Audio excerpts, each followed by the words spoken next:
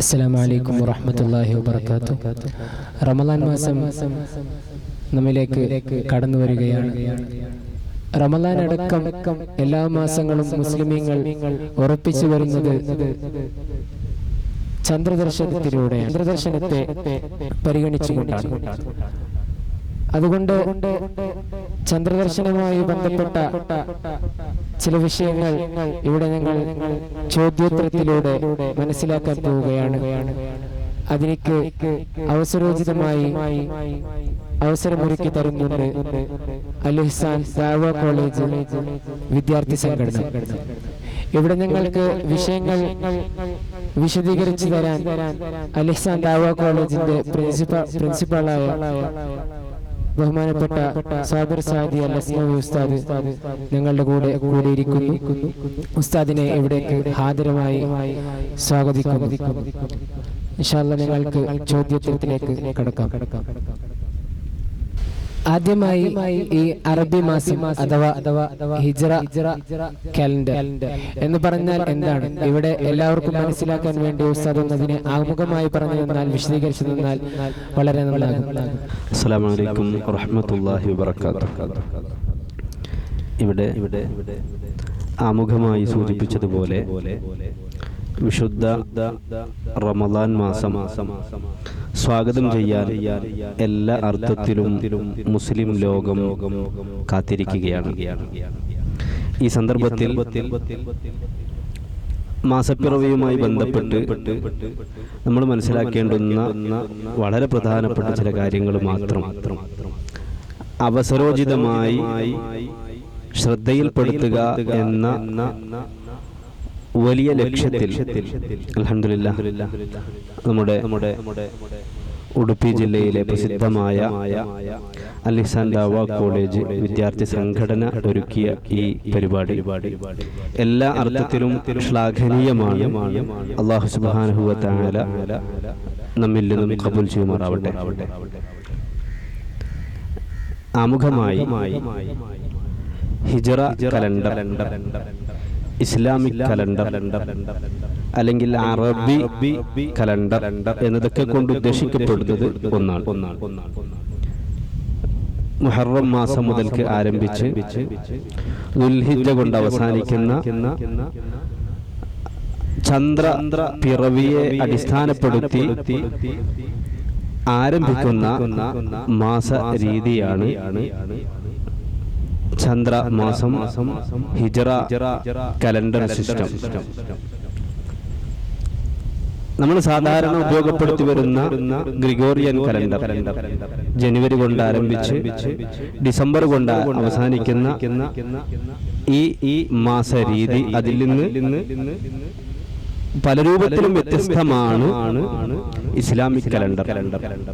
തീർത്തും പ്രകൃതിപരമായി അഥവാ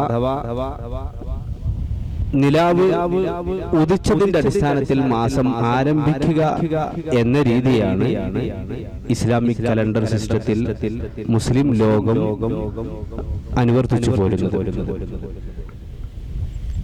ഈ മാസ രീതി മുസ്ലിമീങ്ങളെ സംബന്ധിച്ചിടത്തോളം വളരെ പ്രധാനപ്പെട്ടതാണ്. നമ്മുടെ വിശുദ്ധ നോമ്പുമായി ബന്ധപ്പെട്ടും ഒട്ടനേകം കർമ്മങ്ങളുമായി ബന്ധപ്പെട്ട് ഈ ഇസ്ലാമിക് കലണ്ടർ മനസ്സിലാക്കൽ നമുക്ക് വളരെ അനിവാര്യവുമാണ്. അപ്പോ ഉസ്താദ് പറഞ്ഞു ഞങ്ങൾക്ക് അറബി മാസമൊക്കെ മനസ്സിലാക്കാൻ ഈ റമദാൻ മാസം കണ്ടെത്തുന്നതിലും എല്ലാ മാസങ്ങൾ കണ്ടെത്തുന്ന വിഷയത്തിലും മറ്റു പല വിഷയത്തിലും ഞങ്ങൾ വളരെ പ്രധാനമാണ് അതിനെ പഠിക്കാൻ. അപ്പൊ ഞങ്ങൾ ഈ അറബി മാസം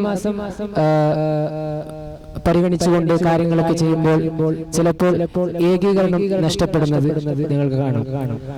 ഉദാഹരണത്തിന് ഇവിടെ റമളാൻ 1 എന്ന് പ്രഖ്യാപിച്ചാൽ മറ്റൊരു നാട്ടിൽ അത് റമളാൻ 1 ആയിരിക്കില്ല. അതേപോലെ പെരുന്നാളിലും അങ്ങനെ സംഭവിക്കാറുണ്ട് ചിലപ്പോൾ. അത് എന്തുകൊണ്ടാണ്? മുസ്ലിമീങ്ങളുടെ ആരാധനാ കർമ്മങ്ങൾ പരിശുദ്ധ റമദാനിലെ നോമ്പാവട്ടെ, പെരുന്നാളാവട്ടെ, മറ്റേത് കർമ്മങ്ങളും ലോകം മുഴുവനും ഒരു ദിനം ഒരു സമയം എന്ന് ഏകീകരിക്കണം എന്ന ഒരു തത്വം ഇസ്ലാമിനില്ല. ഇതിനാണ് ഇതിന്റെ ഒന്നാമത്തെ മറുപടി. ഇക്കാര്യങ്ങളൊക്കെ പ്രാദേശികമായി നടക്കണം. ഇതാണ് ഇസ്ലാമിന്റെ സങ്കല്പം. അതല്ലാത്തൊരു രൂപം പ്രായോഗികമല്ലല്ലോ.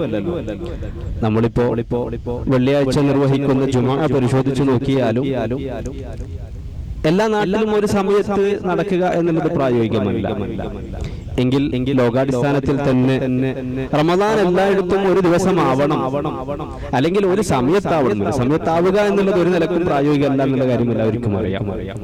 എന്ന പോലെ നമ്മുടെ ഇത്തരം കർമ്മങ്ങളെല്ലാം സമയം കൊണ്ടും സ്ഥലം കൊണ്ടും ഏകീകരിക്കണം എന്നൊരാശയം പരിശുദ്ധ ഇസ്ലാമിനില്ല. അങ്ങനെയുള്ള ഒരേ ഒരു കർമ്മമാണ് വിശുദ്ധ ഹജ്ജ്.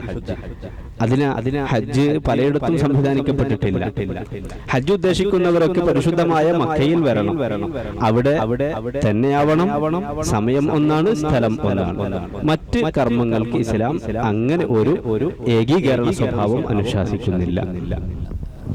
അപ്പൊ നിങ്ങൾ നോക്കുകയാണെങ്കിൽ നിസ്കാരം ഇതുപോലെ തന്നെ സമയബന്ധിതമായ ഒരു ഇബാദത്താണ്. അവിടെ ഞങ്ങൾ ഉദാഹരണം മഗ്രിബിന്റെ സമയം ഇപ്പോ സൂര്യൻ അസ്തമിക്കുമ്പോൾ തുടങ്ങും, സുബഹിന്റെ സമയം ഫജ്ർ സ്വാദിഖ് ഒഴിവാകുമ്പോൾ തുടങ്ങും. അങ്ങനെ അവിടെ ഞങ്ങൾക്ക് ആ നിസ്കാരത്തിന്റെ സമയത്ത് നോക്കിയിട്ട് സൂര്യനെ നോക്കിയിട്ടോ അല്ലെങ്കിൽ ചന്ദ്രനെ നോക്കിയിട്ടോ ഞങ്ങൾക്ക് അവിടെ അത് നോക്കിയിട്ട് ഞങ്ങൾ ആരാധന ചെയ്യണമെന്ന് ഞങ്ങൾക്ക് നിർബന്ധം വെക്കുന്നില്ല. പക്ഷേ ഇവിടെ റമദാൻ മാസം അല്ലെങ്കിൽ മാസം കാണുന്ന വിഷയത്തിൽ എന്താണ് ഇത്തരം ഒരു വ്യവസ്ഥ വന്നത്? അതെ, നിസ്കാരത്തിൽ നമുക്കറിയാലോ, നിസ്കാരം എന്നുള്ളതും സൂര്യന്റെ സഞ്ചാരത്തെ അടിസ്ഥാനപ്പെടുത്തിക്കൊണ്ടാണ് നിസ്കാര സമയങ്ങളൊക്കെ ക്രമീകരിക്കപ്പെട്ടിട്ടുള്ളത്. സൂര്യൻ ഉദിക്കുന്നതുമായി ബന്ധപ്പെട്ട് സുബ്ഹി, സൂര്യൻ അസ്തമിച്ചു കഴിഞ്ഞാൽ മഗ്രിബ്, അവിടുന്ന് ഒരു അല്പം കൂടി കഴിഞ്ഞാൽ ഇശാ, സൂര്യൻ നേരെ മധ്യത്തിൽ നിന്ന് തെറ്റുമ്പോൾ ളുഹ്ർ, ഒരു വസ്തുവിന്റെ നേരെ അതിനോളമാകുമ്പോൾ അസ്ർ. അപ്പൊ ഇതൊക്കെ സൂര്യന്റെ സഞ്ചാരത്തെ അടിസ്ഥാനപ്പെടുത്തിക്കൊണ്ടാണ് നിസ്കാരത്തിന്റെ സമയങ്ങളൊക്കെ. അതേസമയം റമദാൻ നിലാവ് ദർശിക്കൽ, റമദാൻ മാത്രമല്ല അറബിയിലെ ഓരോ മാസവും നിലാവ് ദർശിച്ചുകൊണ്ട് തന്നെയാണ് കണക്ക് കൂട്ടി വരേണ്ടത്.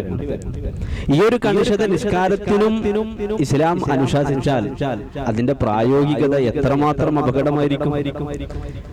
കാരണം എല്ലാ ദിവസവും നിസ്കാരമുണ്ട്, എല്ലാ ദിവസവും 5 വഖ്ത് നിസ്കാരമുണ്ട്. ഈ 5 വഖ്ത് നിസ്കാരത്തിന് ഓരോ വഖ്തിനും സൂര്യൻ അസ്തമിക്കുന്നുണ്ടോ, സൂര്യൻ മധ്യത്തിൽ നിന്ന് തെറ്റുന്നുണ്ടോ എന്ന് വീക്ഷിക്കണം എന്നൊരു നിയമം ഇസ്ലാം മുന്നോട്ട് വെച്ചാൽ ഇത് എത്രമാത്രം പ്രായോഗികമല്ല എന്നുള്ളത് എല്ലാവർക്കും അറിയാലോ. അതുകൊണ്ട് തന്നെയാണ് ഇസ്ലാം എല്ലാ അർത്ഥത്തിലും പ്രായോഗിക നിയമങ്ങൾ മാത്രമാണ് മുന്നോട്ട് വെക്കുന്നത്. നിസ്കാരവുമായി ബന്ധപ്പെട്ട് സൂര്യൻ അസ്തമിച്ചു കഴിഞ്ഞാൽ മഗ്രിബ്, സൂര്യൻ മധ്യത്തിൽ നിന്ന് തെറ്റിയാൽ ളുഹ്ർ. ഇതാണ് ഇസ്ലാം അനുശാസിക്കുന്ന രൂപം. അതേ സമയത്ത് മാസപ്പിറവിക്ക് അങ്ങനെയല്ല. നിലാവ് ഉദിച്ചു കഴിഞ്ഞാൽ മാസം പിറന്നു എന്നല്ല, നിലാവ് ഉദിച്ചത് കണ്ടാൽ സൂമു ലിറുയതിഹി, നിലാവ് ഉദിച്ചത് കണ്ടതിന് വേണ്ടി നിങ്ങൾ നോമ്പ് അനുഷ്ഠിക്കണം, നിലാവ് ഉദിച്ചതിന് വേണ്ടി എന്നല്ല. അപ്പൊ ഇസ്ലാം മാസപ്പിറവിയിൽ ഇതാണ് മുന്നോട്ട് വെക്കുന്ന രീതി. ഇന്ന് ഞങ്ങൾക്ക് എല്ലാവർക്കും കാണാൻ സാധിക്കുന്നതാണ്, ശാസ്ത്രം വളരെ വിപുലമായി ഞങ്ങളുടെ മുന്നിൽ വളരെ വളർന്നു നിൽക്കുകയാണ്. അതുകൊണ്ട് ഇപ്പോ ഞങ്ങൾക്ക് എല്ലാ വിഷയത്തിലും അവലംബിക്കാൻ ശാസ്ത്രമുണ്ട്. അതേപോലെ ചന്ദ്രൻ ഉദിച്ചിട്ടുണ്ടോ ഇല്ലയോ, ചന്ദ്രൻ മാസപ്പിറവി ആയിട്ടുണ്ടോ ഇല്ലയോ എന്ന് ഞങ്ങൾക്ക് ശാസ്ത്ര മുഖേന വളരെ പെട്ടെന്നായിട്ട് വളരെ ഈസിയായിട്ട് നിങ്ങൾക്ക് കണ്ടെത്താൻ സാധിക്കും. അത് ഇവിടെ ഞങ്ങളുടെ ഇസ്ലാം അനുവദിക്കുന്നുണ്ടോ ഇല്ലേ? പിന്നെ വളരെ പ്രധാനപ്പെട്ട ചോദ്യമാണ്. ഈ ചോദ്യത്തിന്റെ മറുപടി നേരത്തെ പറഞ്ഞ മറുപടിയിൽ സൂചിപ്പിക്കപ്പെട്ടിട്ടുണ്ട്. അതായത് മാസപ്പിറവിക്ക് ഇസ്ലാം മുന്നോട്ട് വെക്കുന്ന രീതി ആകാശത്ത് നിലാവ് ഉണ്ടാവുക എന്നതല്ല. വുജൂദുൽ ഹിലാൽ, ഹിലാൽ നിലാവ് ആകാശത്ത് പ്രത്യക്ഷപ്പെടുക എന്നുള്ളതല്ല ഇസ്ലാം മുന്നോട്ട് വെക്കുന്ന നിയമം.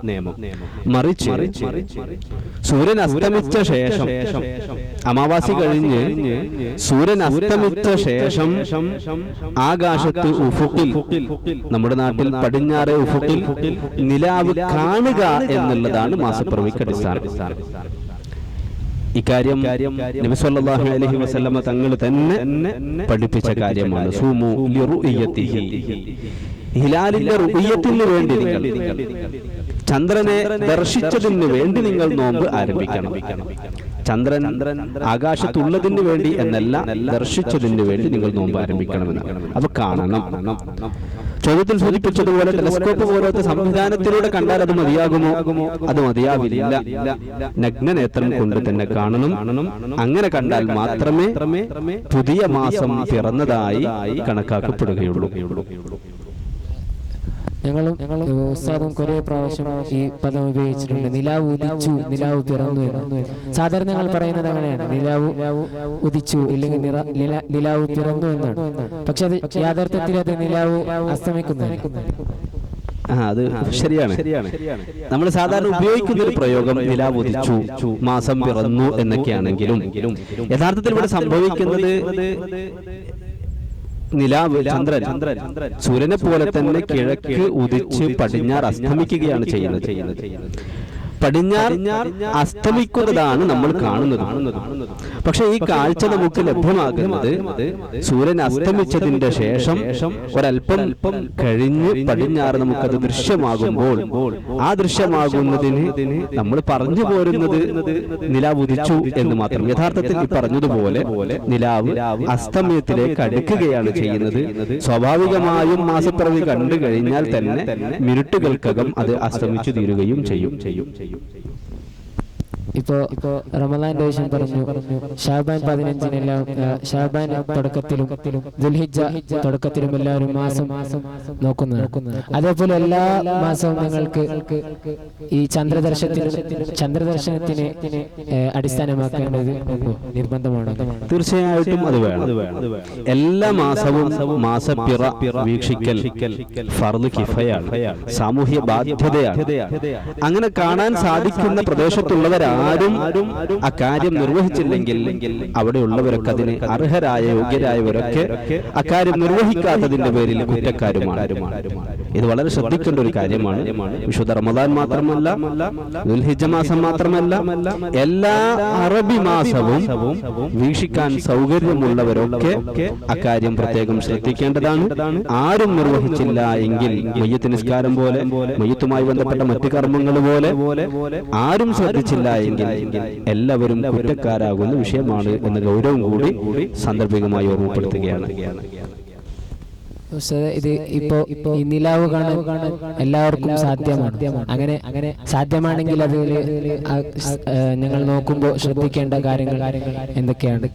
ഇപ്പോ ഈ റമദാൻ അടുത്തതായിട്ട് എല്ലാവരും കുറെ ആൾ നോക്കാൻ അതുകൊണ്ട് അവർക്ക് എങ്ങനെ നോക്കണം, എവിടെ നോക്കണം എന്ന് ഉസ്താദ് പറഞ്ഞാൽ നല്ലതാണ്. സ്വാഭാവികമായും നമുക്ക് പ്രതീക്ഷിക്കുന്നത് ഷാബാൻ 29 ഒരു മാസം ആരംഭിക്കുന്നത് 29 പൂർത്തിയായി സൂര്യൻ അസ്തമിച്ച ശേഷം ആകാശത്ത് പടിഞ്ഞാറ് ഭാഗത്ത് നിലാവ് ദൃശ്യമായാൽ പുതിയ മാസം ആരംഭിക്കും. അങ്ങനെ നിലാവ് കാണാൻ സാധിച്ചില്ല എങ്കിൽ ആ മാസം 30 പൂർത്തിയാക്കി അടുത്ത ദിവസം പുതിയ മാസം ആരംഭിക്കും. അങ്ങനെ വരുമ്പോ നമ്മുടെ നാട്ടിൽ 29 ശനിയാഴ്ച സൂര്യൻ അസ്തമിച്ച ശേഷം എല്ലാവർക്കും ഇക്കാര്യം ശ്രദ്ധിച്ചാൽ കാണാൻ പറ്റുന്ന സ്ഥലത്തൊക്കെ അതിനുള്ള സൗകര്യം ഒരുക്കിയും മറ്റും ശ്രദ്ധിക്കണമെന്ന് പ്രത്യേകം ഓർമ്മപ്പെടുത്തുകയാണ്. സൂര്യൻ അസ്തമിച്ചതിന്റെ 7 ഡിഗ്രി നോർത്തിലായാണ് ശനിയാഴ്ച ചന്ദ്രൻ അസ്തമിക്കുക. സൂര്യൻ അസ്തമിക്കുന്ന ലൊക്കേഷൻ നമ്മളൊന്ന് പ്രത്യേകം ശ്രദ്ധിക്കുക. അവിടുന്ന് 7 ഡിഗ്രി നോർത്തിലായാണ് സൂര്യൻ ചന്ദ്രൻ അസ്തമിക്കുക ഈ ശനിയാഴ്ച ദിവസം. സൂര്യൻ അസ്തമിക്കുന്ന സമയം അന്ന് 6:39 സൂര്യൻ അസ്തമിക്കുമ്പോൾ ഏകദേശം 20 ഡിഗ്രി മുകളിലായി നിലാവിനെ കാണാൻ സാധിക്കും. അസ്തമിക്കുന്ന സമയത്ത് സ്വാഭാവികമായും കാണലത്ര പ്രായോഗികമല്ല. ആകാശത്തിലെ വെളിച്ചം കാരണം കാണലത്ര പ്രായോഗികമല്ല. പക്ഷേ ഓരോ 4 മിനിറ്റിലും സൂര്യൻ 1 ഡിഗ്രി വീതം പടിഞ്ഞാറ് ഭാഗത്തേക്ക് താഴേക്കിറങ്ങിക്കൊണ്ടേയിരിക്കും. സ്വാഭാവികമായും ഒരു 20 മിനിറ്റ് കഴിഞ്ഞാൽ സൂര്യൻ 15 ഡിഗ്രി മേലെ. എല്ലാ അർത്ഥത്തിലും കാണാൻ വളരെ സാധ്യതയുള്ള സമയമാണ്. ഒരു അരമണിക്കൂറൊക്കെ കഴിഞ്ഞാൽ സുഖമായി കാണാം. അത്രയൊന്നും വേണ്ട. 15 മിനിറ്റ് കഴിഞ്ഞാൽ തന്നെ നമുക്ക് കാണാൻ പറ്റുന്ന അകലത്തിൽ തന്നെ ചന്ദ്രനെ ദർശിക്കാൻ സാധിക്കും. 2 കാര്യമാണ് ശ്രദ്ധിക്കേണ്ടത്. ഒന്ന്, സൂര്യൻ അസ്തമിച്ചതിന്റെ 7 ഡിഗ്രി നോർത്തിലായി സൂര്യൻ അസ്തമിച്ച സമയത്ത് 20 ഡിഗ്രി ഉയരത്തിലായി ചന്ദ്രൻ ഉണ്ട്. ആ സമയത്ത് കാണാൻ സാധ്യമല്ല. സ്വാഭാവികമായും ഓരോ 4 മിനിറ്റ് കഴിയും തോറും 1 ഡിഗ്രി പടിഞ്ഞാറ് ഭാഗത്തേക്ക് നീങ്ങിക്കൊണ്ടേയിരിക്കും. ആകാശം കൂടുതൽ ഇരുട്ടിരുട്ട് വരുമ്പോൾ കാണാനുള്ള സാധ്യത വർദ്ധിച്ചു വരും.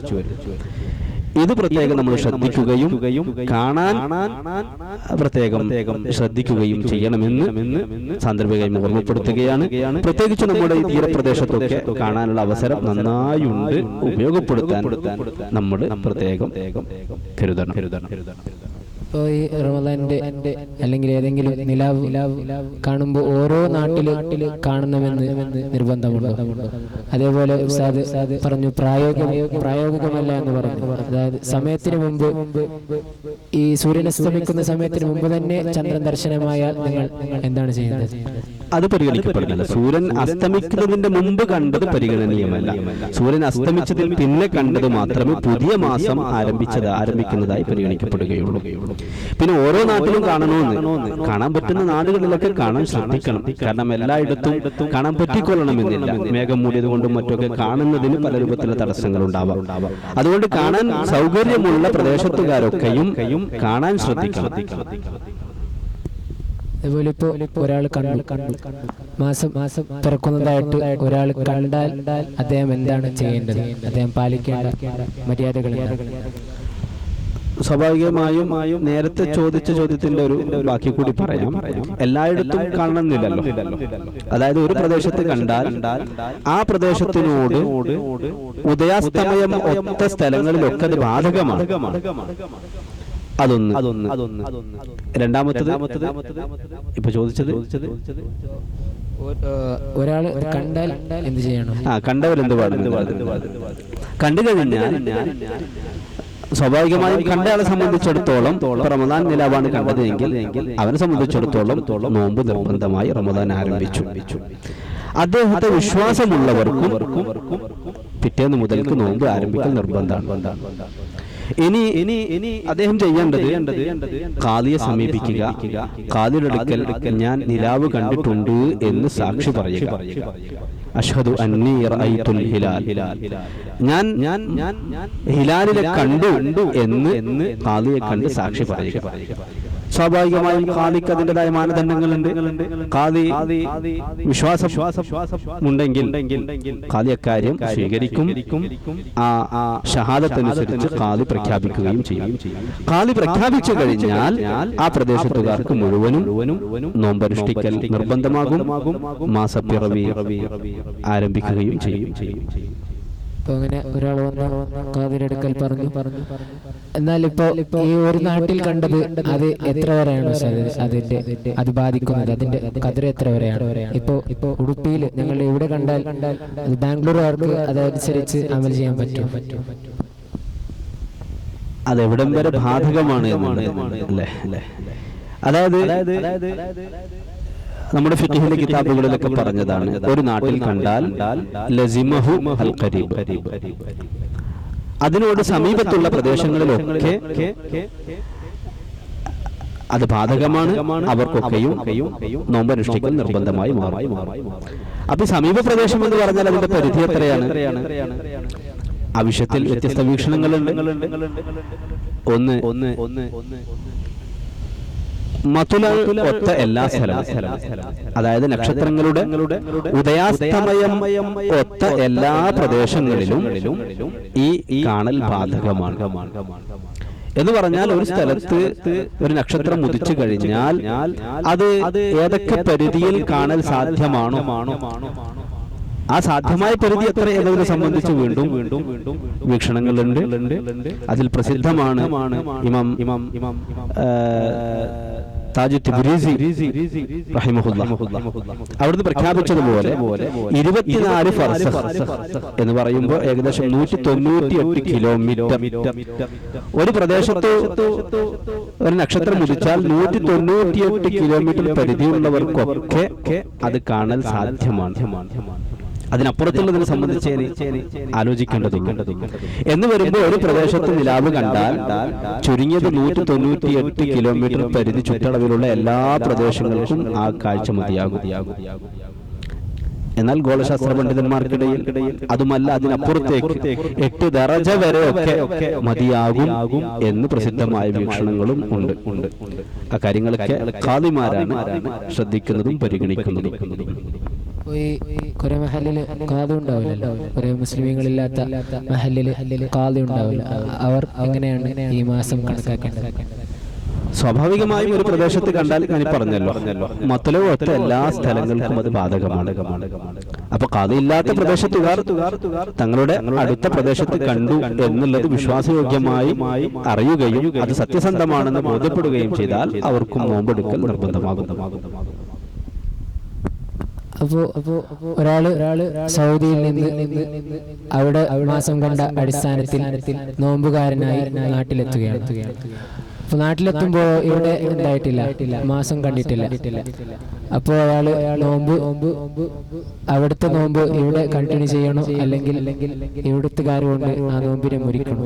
അത് അവിടെ വെച്ച് നോമ്പ് അനുഷ്ഠിച്ചു കൊണ്ടുവന്ന ആളാണെങ്കിൽ ഇവിടെ നോമ്പ് പൂർത്തിയാക്കണം എന്നതാണ് മഹാനായ ഇബ്നു ഹജർ തങ്ങളുടെ വീക്ഷണം.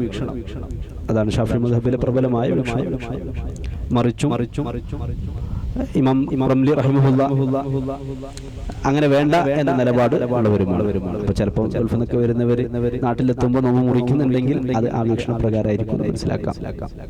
ഏതായാലും രണ്ടും പ്രഗത്ഭമായ രണ്ട് വീക്ഷണങ്ങളാണ്.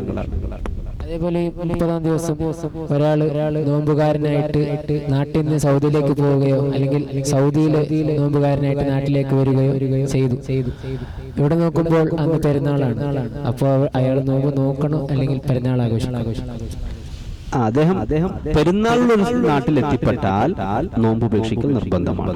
ആ നാട്ടുകാരോടൊപ്പം പെരുന്നാൾ ആഘോഷിക്കണം. അവസാനമായിട്ട് ഇപ്പോ ഉടുപ്പിയിലെ നാളെ റമദാൻ 1 പ്രഖ്യാപിച്ചു. പക്ഷെ മംഗലാപുരത്തിലെ കാവ്യ എന്തായിട്ടില്ല, പ്രഖ്യാപിച്ചില്ല. അപ്പോ മംഗലാപുരക്കാർക്ക് ഇവിടെ ഉടുപ്പിയിലെ മാസം കണ്ടത് അനുസരിച്ചുകൊണ്ട് അവിടുത്തെ കാവ്യയെ വിശ്വസിച്ചുകൊണ്ട് നോമ്പ് നോക്കാൻ അനുവദനീയമാണ്. നേരത്തെ പറഞ്ഞതുപോലെ മുളൂരിൽ കണ്ടാൽ, ഉടുപ്പിയിൽ കണ്ടാൽ ഈ കാഴ്ച ഇതിനോട് മത്തലവ് ഒത്ത എല്ലാ പ്രദേശത്തേക്കും ബാധകമാണ്. സ്വാഭാവികമായും മറ്റൊരു നാട്ടിലെ ഖാദിക്ക് അത് വിശ്വാസയോഗ്യമായ നിലക്ക് ബോധ്യപ്പെട്ടില്ല എങ്കിൽ അദ്ദേഹം അതെടുക്കില്ല. പക്ഷെ അങ്ങനെ വരുമ്പോഴും ആ പ്രദേശത്തുകാർക്ക് ഇവിടെ കണ്ടത് സത്യസന്ധമാണെന്ന് ബോധ്യമുണ്ടെങ്കിൽ അവർക്ക് ഇതനുസരിച്ച് പ്രവർത്തിക്കേണ്ടതാണ്. അൽഹംദുലില്ലാഹ്, വളരെ വ്യക്തമായിട്ട് എല്ലാവർക്കും മനസ്സിലാക്കുന്ന രീതിയിൽ ഉസ്താദ് അവരുകൾ ഞങ്ങൾക്ക് മാസപ്പിറവിയെ കുറിച്ചും അത് കണ്ടാൽ എന്ത് ചെയ്യണമെന്നും അത് കണ്ടാൽ ചെയ്യേണ്ടതെന്നാണെന്നും വ്യക്തമായിട്ട് ഉസ്താദ് പറഞ്ഞു തന്നിട്ടുണ്ട്. അൽഹംദുലില്ലാഹ്, ഇന്നത്തെ ഈ ഒരു സെക്ഷൻ ഞങ്ങൾ അവസാനിക്കുകയാണ്. ആഖിറു ദഅവാന അൽഹംദുലില്ലാഹി റബ്ബിൽ ആലമീൻ. അസ്സലാമു അലൈക്കും വറഹ്മത്തുള്ളാഹി വബറകാതുഹു.